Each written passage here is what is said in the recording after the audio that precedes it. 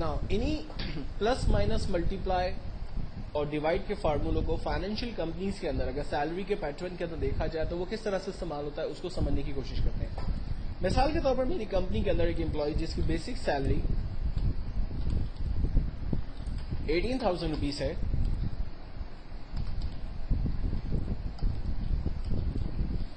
उसका medical allowance 3,000 rupees है,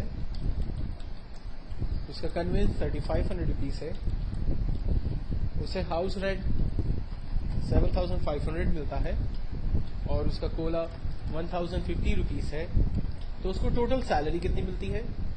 इसका आंसर जनरेट करने के लिए हम तमाम वैल्यूज को रेंज में लेते हैं, जहां हमें आंसर चाहिए वहां तक की रेंज बनाकर आउट ऑफ सम के बटन पे क्लिक करते हैं, हमारे पास उसकी सैलरी टोटल हमारे पास आ जाती है।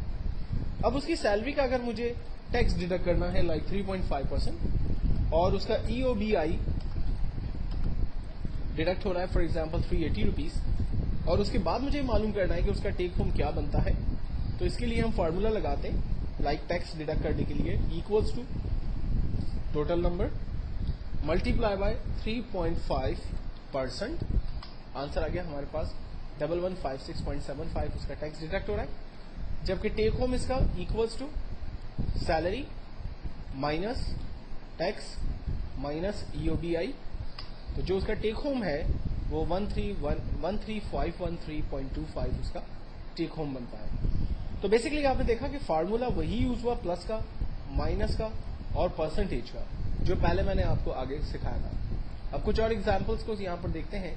फॉर एग्जांपल अगर एक कंपनी का स्टॉक का प्रोग्राम है,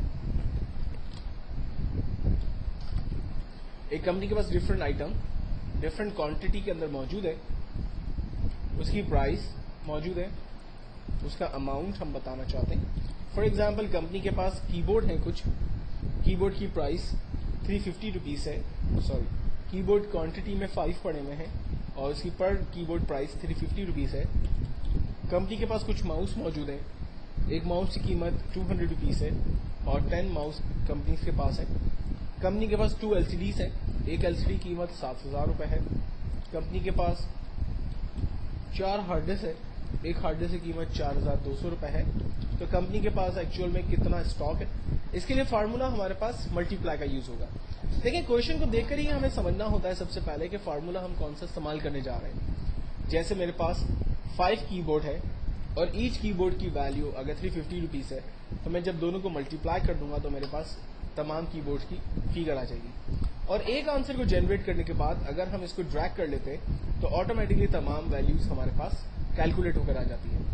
लास्ट में फाइनली मैं टोटल सम कर लेता हूं तो मुझे पता चल सकता है कि कंपनी में मेरा इस वक्त कितना पैसा इन्वॉल्व हुआ है। इसी तरह से अगर मैं फॉर एग्जांपल मेरे पास 10,000 रुपीज पाक रुपीज मौजूद है और मुझे डॉलर बाय करना है और डॉलर की कीमत फॉर एग्जांपल 85.6 रुपीज है, तो मेरे पास हाउ मेनी डॉलर जो है वो मैं ले सकता हूं। तो इसके लिए सिंपल फार्मूला इक्वल्स टू 10,000 को हम डिवाइड कर देते हैं 85.6 रुपीज से, आंसर आ जाएगा हमारे पास 116.82 डॉलर्स हम लोग बेसिकली बाय कर सकते हैं।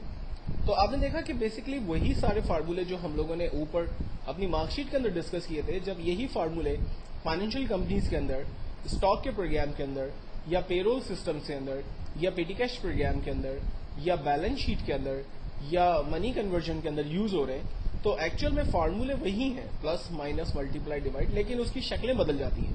हमेशा ख्याल रखें कि आने वाले क्वेश्चन को पहले गौर से समझें और उस पर कौन सा फार्मूला इस्तेमाल होगा उसको आप देन इस्तेमाल करें।